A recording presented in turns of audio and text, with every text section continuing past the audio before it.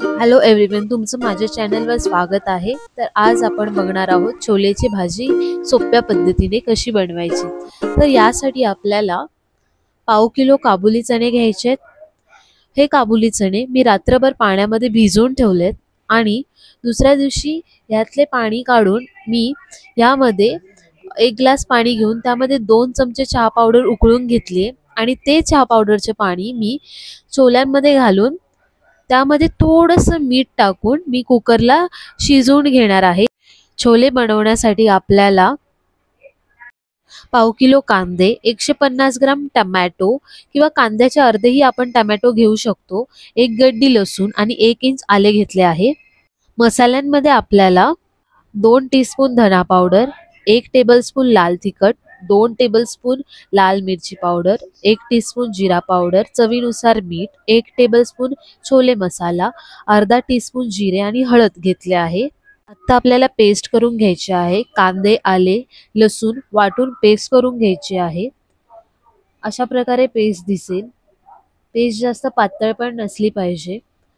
आणि आता आपण टोमॅटो आणि 2 मिरच्या घालून पेस्ट करून घेऊया।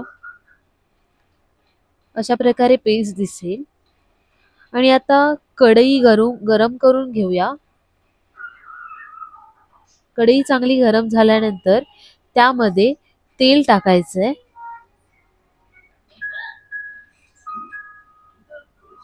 सर्वात पहिला आपल्याला जिरं टाकून घ्यायचंय।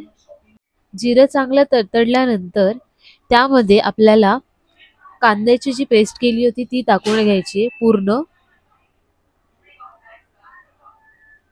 चांगली भाजून घ्यायची आहे कांद्याची पेस्ट। कांद्याची पेस्ट लालसर झाल्यानंतर त्यामध्ये आपल्याला आपण जी टोमॅटोची पेस्ट केली होती ती टाकायची आहे। ती आपल्याला चांगली भाजून घ्यायची आहे।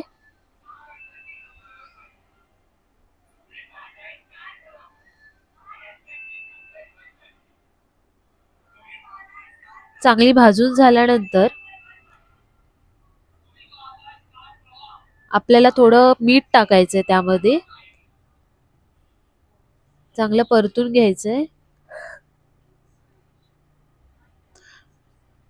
आणि आपण जेवढे मसाले घेतले होते ते सर्व मसाले आता आपण ऍड करायचे आहेत। सर्व मिश्रण मिक्स करून घ्यायचंय।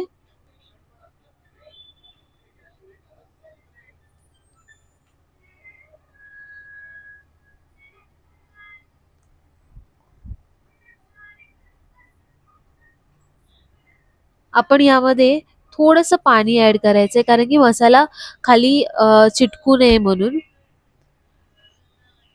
नंतर चांगलं तेल सुटल्यानंतर त्या मसाल्याला सर्व तेल सुटल्यानंतर आपण जे काबुली चणे शिजवून घेतले होते ते टाकायचे। हा काळा कलर आलाय कारण की आपण त्यामध्ये चहा पावडरचं पाणी टाकलं होतं त्यामुळे।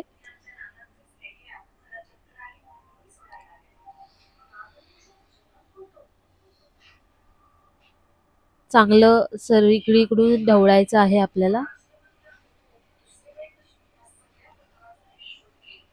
थोडंसं पाणी आपल्या गरजेनुसार टाकायचं, जसं आपल्याला पातळ हवंय किंवा जाड हवंय त्यानुसार।